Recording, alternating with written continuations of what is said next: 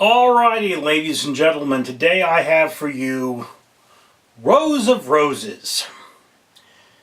And this is a book on homophones, which are a type of word that, of course, sound the same but have different spellings and meanings. In this particular case of the cover, it's rows as in a row of things or rows of things, and rose as in the flower rose. Now, this book is a book that goes learning first, entertainment second, and you're not going to be terribly entertained. This is the third book in this series that I have looked up. I have to admit, in terms of entertainment, I'm not looking at, I don't know if there are more of these, but there are. There are six total, I think, and I've read 3 of them. So I'm not going, oh my God, I have to run to the library and make sure I get the other 3. So this is a book that, again, it will expand your child's understanding of how English is a written language and how that written language works. And again, I wish my parents had picked up a book like this for me when I was a kid.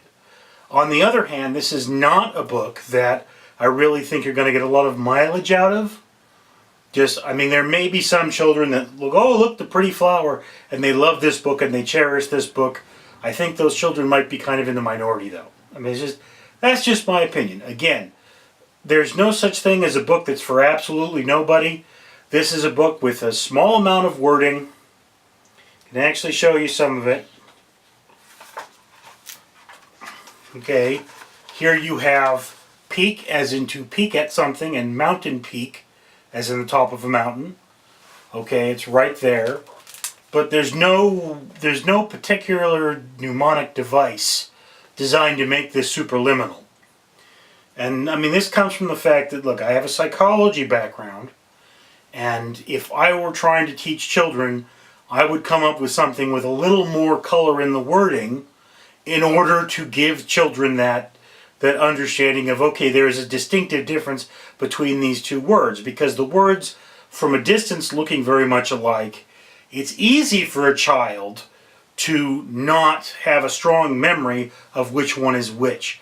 And that, of course, is the problem, that we as adults, sometimes we get the peaks wrong. Sometimes we get certain words like weight. Weight is a big one that I don't think that's in here, but weight is a big one that weight as in to weight, and weight as in how much do you weigh is one that we still get wrong a lot as adults. So again, this is a book that there are even adults, there are college students I knew that really needed to read this. So it's one of those, it's like I have to say, look, if you have kids, you should at least go to the library and pick this book up once, see if you like it, and then maybe if you do, buy it. That's how these kind of books works. Again, that is one of the pitfalls of it being education first and story second, entertainment second. But that's what it is. It does its job. And that cat is driving me nuts. Oh, she is so needy. Anyway, I've got to go attend to my cat. So why don't you tell me, have you read this book? Do your children love it? I'd love to know. Down in the comments below. I am Richard Leland Neal.